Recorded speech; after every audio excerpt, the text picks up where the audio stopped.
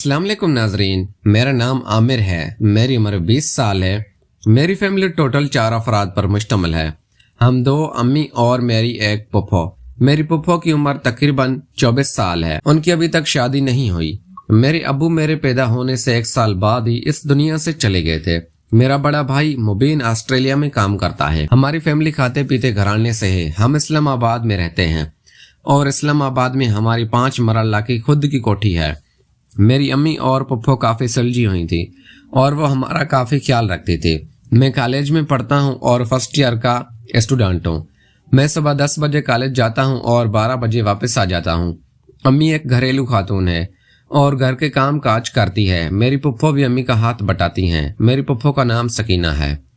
मेरी पुप्पो देखने में काफ़ी खूबसूरत और नौजवान नजर आती हैं। हर मर्द मेरी पुप्पो से शादी करने को तरसता है, लेकिन मेरी पुप्पो पता नहीं क्यों शादी नहीं करवाना चाहती। मेरी पुप्पो जब कॉलेज में पढ़ती थी तो उनको एक लड़के ने अगवा कर लिया था और उनके साथ बहुत गलत किया था। उस दिन से पुप्पो को मर्दों से नफरत हो गए थे और पुप्पो अब किसी भी मर्द पर इतबार नहीं करती थी। मेरी पुप्पो अक्सर अपने कमरे में बंद रहती थी और उसके पास मोबाइल भी नहीं था। बस सोती रहती थी, तन्हाई में बैठी रहती।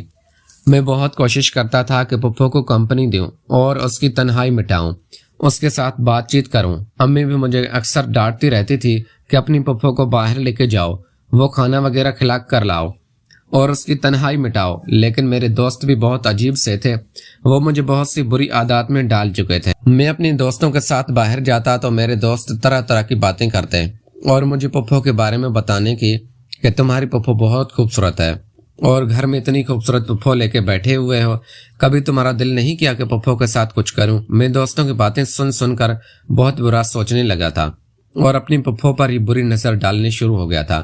घर के बड़े काम काज अम्मी करती थी और छोटे मोटे काम पुप्पो करती थी। किचन के काम भी पुप्पो करती और खाना वगैरह भी पुप्पो बनाती थी। हम 3 लोग हंसी खुशी जिंदगी गुजार रहे थे। एक दिन शाम के वक्त मैं अपने दोस्तों के साथ घूमने गया तो मेरे दोस्त कहने लगे कि तुम्हारी सकीना इतनी खूबसूरत है, तब भी उसके साथ काम डालो।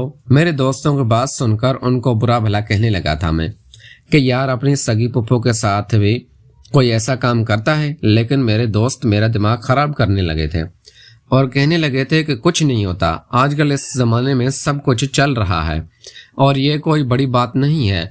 मेरे दोस्तों ने जब ये बात कही तो मेरे दिमाग में ये बात बैठ गई थी और मैं भी वही सोचने लग गया था जो मेरे दोस्तों की सोच थी। शाम के वक्त जब मैं घर आया तो मुझे पता चला अम्मी की कुछ तबीयत खराब थी। मैंने अम्मी को गाड़ी में बिठाया और हॉस्पिटल लेके गया था। हॉस्पिटल में हमें 4-5 घंटे लग गए थे।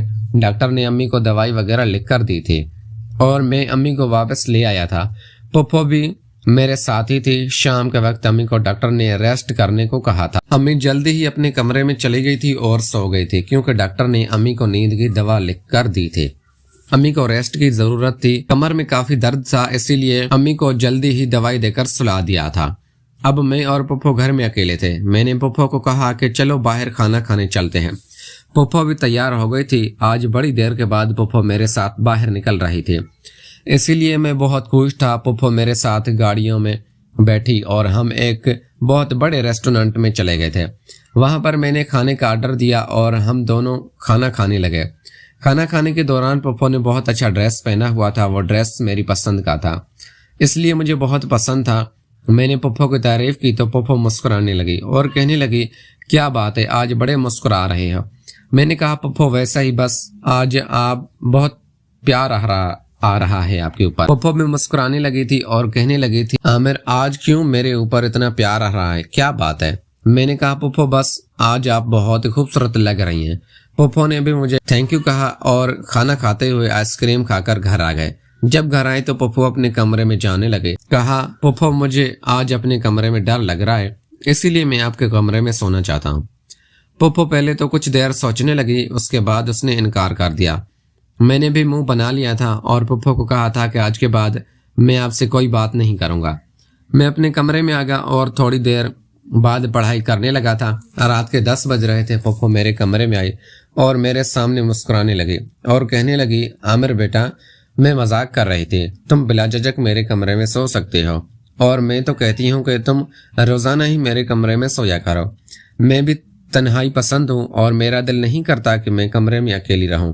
इसीलिए मैं तो ये चाहती थी कि तुम मेरे कमरे में सो जाओ। पोपो की ये बात सुनकर मैं तो उछल पड़ा था और मेरी खुशी की इंतहा ना रही थी कि मैं जो चाहता था आज वही बात पोपो ने कर दी थी। मैं पोपो के कमरे में चला गया। आधी रात को मुझे ठंड लगने लगी थी और सर्दियों के दिन थे। पोपो के पास एक ही कंबल था, इसीलिए मैं उठा और पोपो के साथ कंबल में घुस गया था। कंबल में घुसने के बाद पोपो जाग गई थी और कहने लगी थी, क्या बात है, ठंड लग रही है? मैंने कहा, हाँ पोपो, मुझे ठंड लग रही है। वो पोपो ने आगे बढ़कर मुझे साथ लगा लिया था और मेरे साथ, मैं भी यही चाहता था और मुझे काफी सुकून मिल रहा था। पोपो ने मेरे साथ काफी देर तक वो काम किया जिसको करने के बाद मुझे काफी राहत मिली थी और मैं तो पोपो का दीवाना हो गया था। पोपो भी कहने लगी थी कि अब मैं आपसे रोज ये काम किया करूंगी और तुम रोज मेरे कमरे में ही सोना। मैं भी पोपो के कमरे में ही सोता था और पोपो हर रात मेरे से वो काम करवाती थी जिसको करने के बाद मुझे काफी राहत मिलती थी। प्यारे दोस्तों, अगर आपको ये हमारी कहानी पसंद आई है तो इस वीडियो को लाइक करके चैनल को लाजमी सब्सक्राइब करें।